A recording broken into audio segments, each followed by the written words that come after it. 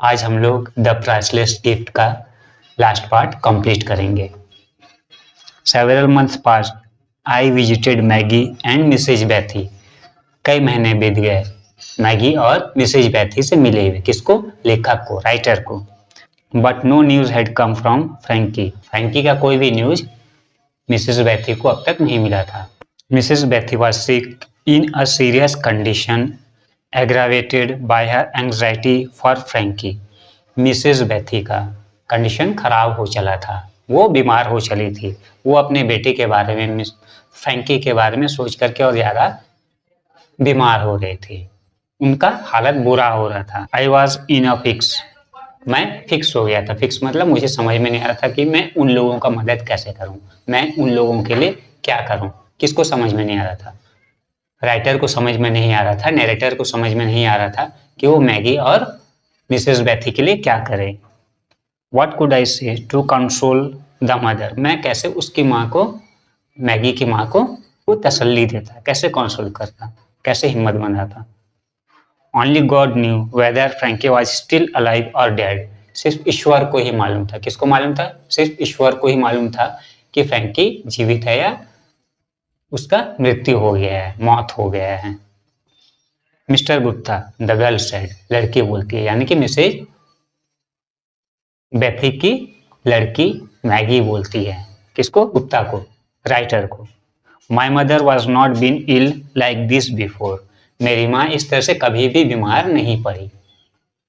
Maggi mister Gupta को, writer को बोलती है। I have read in books that Indians love the truth. मैं किताब में पढ़ी हूँ कि इंडियन जो होते हैं, भारतीय जो होते हैं, उनको सच से प्यार होता है, वो सत्य को प्यार करते हैं। If you could bring yourself to tell mother only once after looking into the crystal that Frankie is all right, that he is alive, will it be too much for of a lie, will it be very wrong. वो लड़की, वो छोटी लड़की, वो young girl Maggi क्या बोलती है कि अगर आप मेरी माँ को उस क्रिस्टल रिंग में को देख करके मेरी माँ को ये बोलेंगे कि फ्रैंकी अच्छा है, वो जिंदा है, will it be very wrong, क्या ये गलत हो जाएगा? इससे मेरी माँ का जिंदगी बच सकता है। आप क्या ऐसा कर सकते हैं? आप एक छोटा सा झूठ मेरी मम्मी को बचाने के लिए, मेरी मम्मी को ठीक करने के लिए बोल सकते हैं? कौन बोल रहा है? ये वो छोटी लड़की मैगी बोल रही है राइटर को। I thought it over. I am not a very vicious man, so I decided to do this, the list of my offenses. मैं कुछ समय तक सोचा, कुछ पल तक सोचा, और मैं एक सच्चा इंसान खुद को ऐसे भी नहीं समझता था। इसलिए मैं डिसाइड किया कि मैं ऐसा करूँगा। क्या करूँगा? मैं उस अंगूठी को देखते हुए मैगी की मम्मी को बोलूँगा कि उसका बेटा ठीक है, ठीक ठाक है, सही सलामत है। Maggi brought me the ring. Maggi क्या करती है? उस अंगूठी को मेरे पास लेकर के आती है। I took it and approached her mother's beside. मैं उस अंगूठी को लेकर के उसकी मम्मी मिसेस बैथी के बगल में गया, उसके पास गया। Wishing her a good morning I said. लेखक, राइटर क्या करता है? उसकी मम्मी को, मिसेस बैथी को विश करता है और उसके बाद में बोलता है, Mrs Baithy your son is alive, he is well. मैं अंगूठी को देखते हुए बोला, मिसेस बैथी आपका लड़का फ्रैंकी जो है वो जीवित है और अच्छे से है। The old man rest her head a little of the pillow. वो बुढ़िया औरत अपना सिर को, पिलो का मतलब होता है तकिया, वो तकिया से ऊपर उठाए, थोड़ा ऊपर उठाए। Tears of happiness welled up in her eyes. Mrs Baithy soon recovered. उसकी आंखों में आंसू आ गए। किसकी आंखों में? मिसेस बैथी की आंखों में खुशी के आंसू आ गए और वो रोने लगी। मिसेस बैथी क्या होने लगी? रिकवर हो गई। रिकवर होने लगी मतलब ठीक होने लगी। कुछ समय बाद, कुछ दिनों बाद वो धीरे धीरे ठीक होने लगी, उनका बीमारी दूर होने लगा। It was almost time for me to return to India. अब मुझे भारत जाने का, मुझे वापस अपने देश इंडिया जाने का, मेरा इंडिया जाने का समय हो गया था। अब मेरा भारत रिटर्न करने का समय, अपने देश रिटर्न करने का समय हो गया था। I wish to go to say goodbye to Maggie and her mother. मैं मैगी और उसकी माँ से आखिरी बार मिलना, उनसे आखिरी बार मिल करके विदा लेना चाहता था। But the family was in morning, लेकिन वो फैमिली जो थे अभी मॉर्निंग में थे। मॉर्निंग का मतलब होता है दुखी होना, विलाप में रहना। Frankie had been killed in the fighting on the frontier. वे दुखी थे।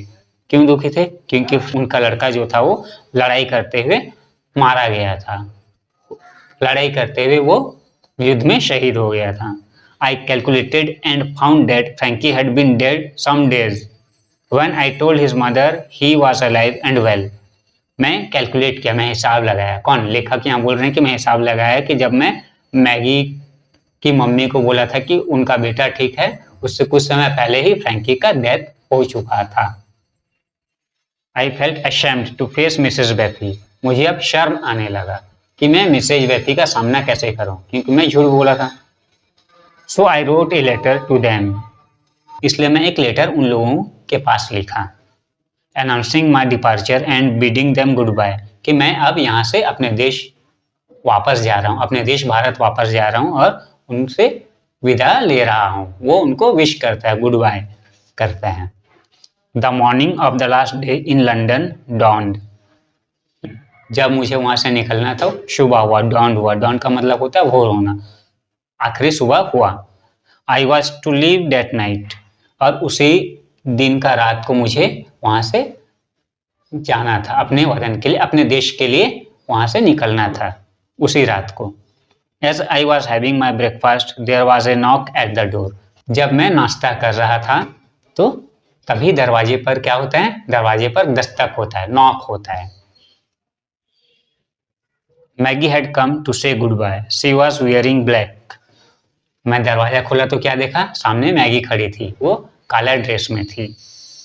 Are you leaving today? She asked. वो पूछती है, क्या आज आप जा रहे हैं? Yes I replied. हाँ, मैं आज जा रहा हूँ, मैं जवाब दिया। Today is the day of my departure. आज मेरा यहाँ से जाने का दिन है, आज मेरा यहाँ से लीव करने का दिन है। How long will it take to reach your country? आपको आपका देश जाने में कितना समय लगेगा, कितना टाइम लगेगा? In which part of the country do you live? She wanted to know. वो जानना चाहते थे कि मुझे अपने देश भारत जाने में कितना समय लगेगा और मैं भारत के किस जगह पे रहता हूँ। I have entered the Punjab service. I shall not know exactly where I am posted until I arrive there. लेखक क्या बोल रहे हैं? मुझे पंजाब सर्विस में काम करना है, वहां मुझे जाना है। जब तक मैं वहां नहीं जाऊंगा एग्जैक्टली, परफेक्टली मुझे नहीं पता चलेगा कि मुझे कहाँ पोस्ट दिया गया है, कौन सा जगह में, पंजाब के कौन से जगह में पोस्ट दिया गया है, वो मुझे नहीं पता चलेगा। Is the frontier far from there? कौन पूछ रहा है? मैगी पूछ रही है कि वो फ्रंटियर जो है जहाँ मेरा भाई काम करता था वो वहां से काफी दूर है क्या? No not very. लेखक क्या बोलता है? नहीं, ज्यादा दूर नहीं है। Frankie is buried near the frontier. The girl's eyes filled with tears as she spoke. Maggie के आंखों में आंसू आ जाते हैं जब वो बोलते हैं कि फ्रैंकी का जो कब्र है, ग्रेव जो है, फ्रैंकी को कहाँ दफनाया गया है? फ्रंटियर के पास वाले इलाके में ही, फ्रंटियर के पास में ही फ्रैंकी को दफनाया गया है। ये बोलते हुए मैगी क्या करती है? रोने लगती है। मैगी की आंखों में आंसू आ जाते हैं। When I go to that part of the country, I shall visit your brother's grave and write to you. जब मैं उस जगह पे जाऊंगा, मैं आपके भाई के कब्र पे जाऊंगा और आपको चिट्ठी लिखूंगा। वहां पर जाने के बाद, मैं आपके भाई के कब्र में जाने के बाद आपको चिट्ठी लिखूंगा, लेटर लिखूंगा। Maggie's face filled with gratitude as she thanked me, her voice choked. वो मुझे धन्यवाद बोलती है तो उसका गला रोंध जाता है। वो मुझे धन्यवाद देते समय रो रही थी, उसका गला रोंध गया था, आवाज उसके गले से नहीं निकल रहा था। किसके गले से? मैगी के गले से। She took a shilling out of her pocket saying. वो अपने पॉकेट से एक शिलिंग, एक सिक्का निकालती है, 1 रुपया निकालती है और बोलती है, please buy flowers with this when you go. Please कृपया करके आप इसमें से एक कुछ फूल खरीद लेंगे और मेरे भाई की कब्र में जाकर के क्या करेंगे, चढ़ा देंगे, डाल देंगे। And lay them on my brother's grave for me. Grave का मतलब होता है कब्र।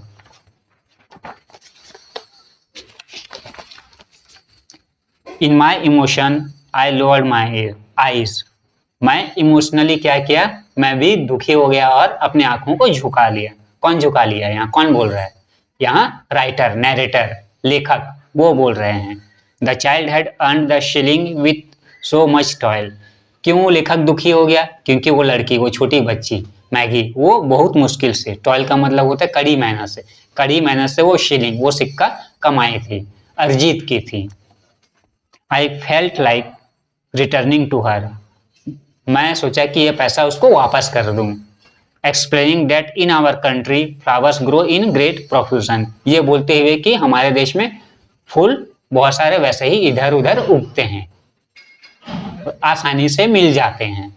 बट आई कंसिडर्ड, लेकिन मैं बोला, why should I deprive her of the Joy this sacrifice would give her. लेकिन मैं उसके दिल को तोड़ना नहीं चाहता था। वो जो अपने भाई के लिए पैसा दे रही थी, ये सिक्का दे रही थी, ये सेक्रीफाइस कर रही थी, बलिदान दे रही थी पैसा दे करके, उसको मैं तोड़ना नहीं चाहता था, उसके मन को उदास नहीं करना चाहता था। ये लेखक बोल रहे हैं। She was for going so much for love of her brother. वो अपने भाई से कितना प्यार करती थी, इससे पता चलता था, इससे अंदाजा मिलता था।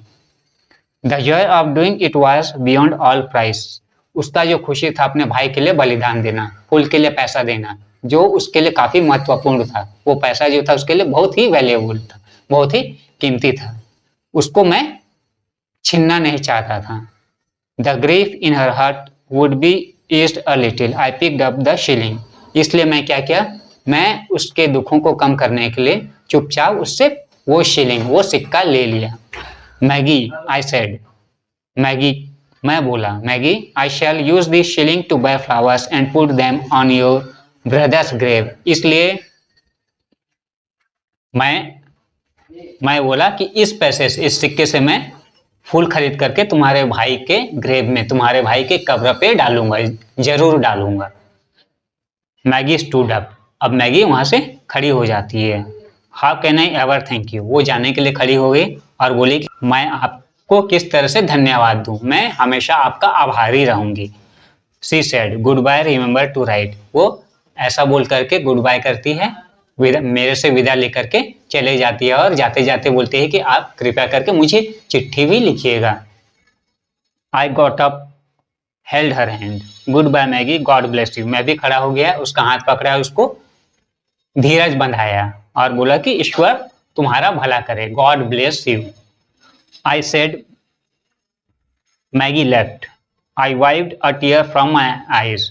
मुझे रोना आ रहा था, उस छोटी सी लड़की के दुख को देखते हुए मुझे भी रोना आ रहा था। मैगी चली गई और मैं अपने आंखों से टीयर का मतलब होता है आंसू, आंसू को वाइप्ड कर लिया। वाइप्ड मतलब होता है पोंछना।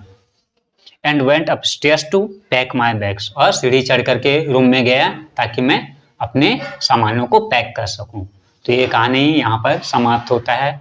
उम्मीद है आप लोगों को कहानी समझ में आया होगा। अगर कहानी समझ में आया तो कमेंट जरूर करें।